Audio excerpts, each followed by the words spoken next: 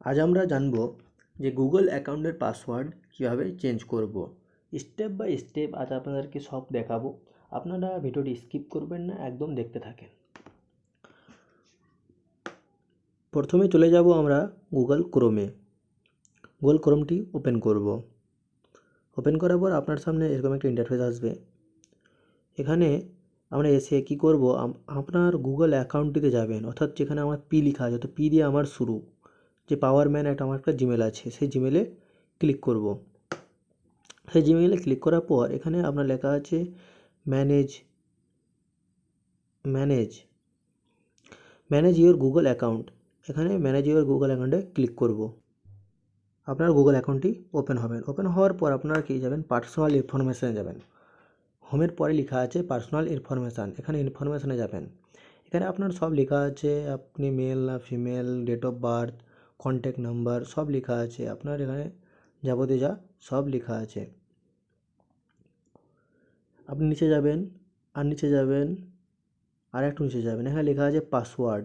আপনি যে লাস্ট পাসওয়ার্ডটি চেঞ্জ করেছেন সেটির ডেটও লেখা আছে এখানে পাসওয়ার্ডটিতে আমরা ক্লিক করব।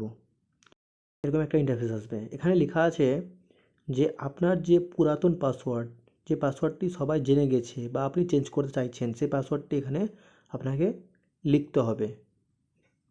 অর্থাৎ এটা আপনার ভেরিফিকেশান হচ্ছে যে আপনি আপনার ওই জিমেলটি ইউজ করছেন না অন্য কারো জিমেলটি ইউজ করছেন।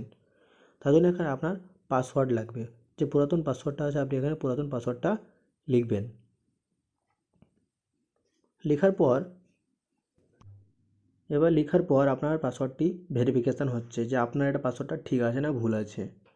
এবার আপনার পাসওয়ার্ডটি ঠিক আছে। এবার আপনার এখানে লিখতে হবে নিউ পাসওয়ার্ড, যে আপনি পাসওয়ার্ডটি নতুন দিবেন, অর্থাৎ নতুন সেট করবেন, সেই পাসওয়ার্ডটি এখানে আপনাকে দিতে হবে।